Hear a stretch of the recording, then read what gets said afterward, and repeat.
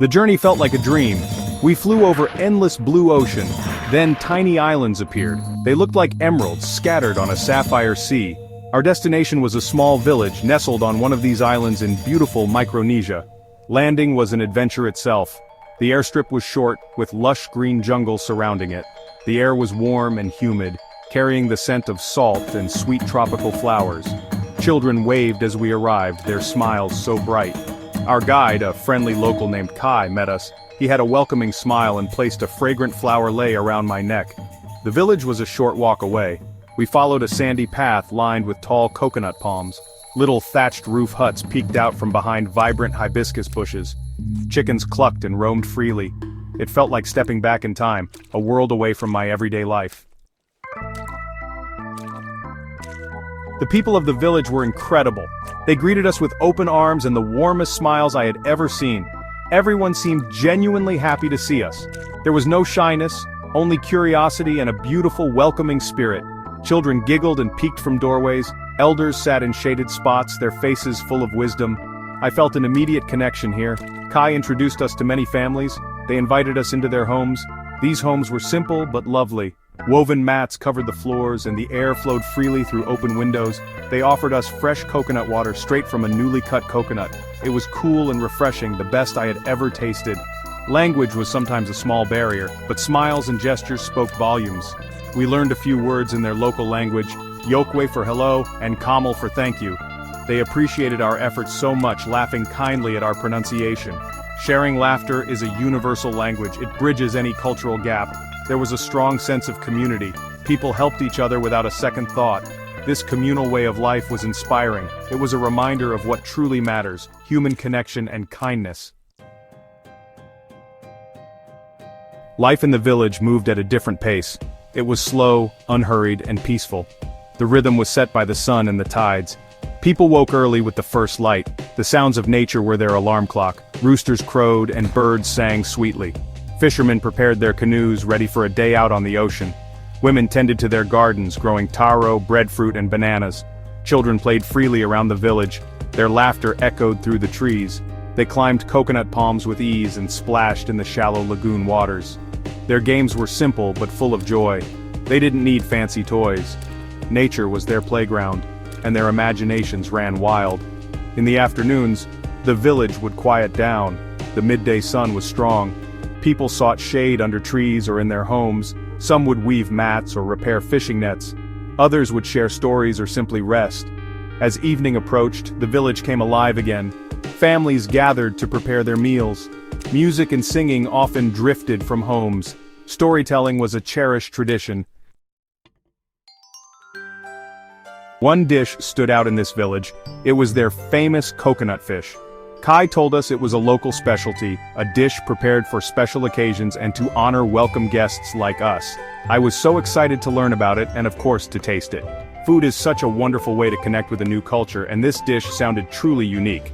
Coconut fish, as the name suggests, uses fresh coconut. Coconuts are abundant on the island. They are a staple in Micronesian cuisine, used in so many different ways, from refreshing drinks to rich sauces. The fish is also incredibly fresh, caught daily from the surrounding ocean.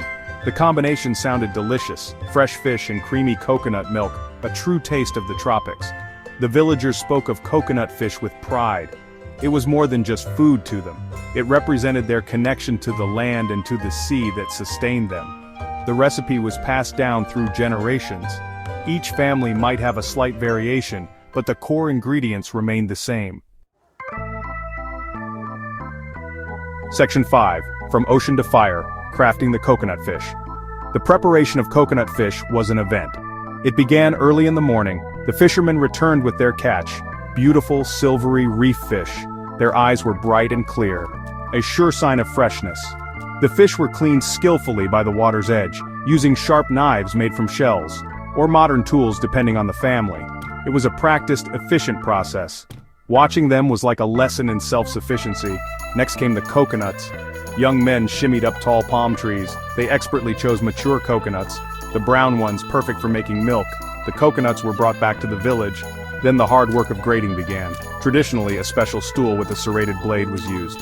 Women sat and grated the white coconut flesh into fine, fluffy mounds. It looked like a lot of effort, but they chatted and laughed as they worked.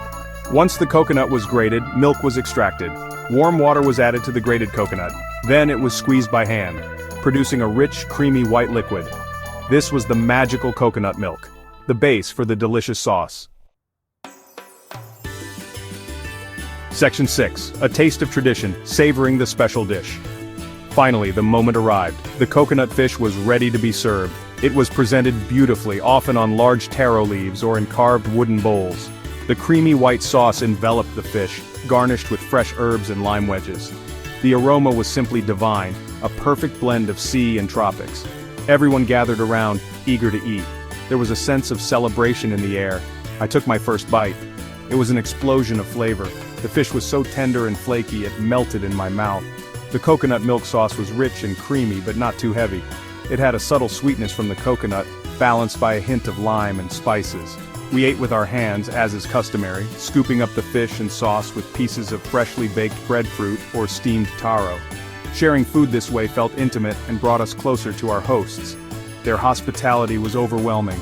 The flavors lingered on my palate, sweet, savory, and slightly tangy. It was a comforting and satisfying meal, made with the freshest ingredients and a whole lot of love.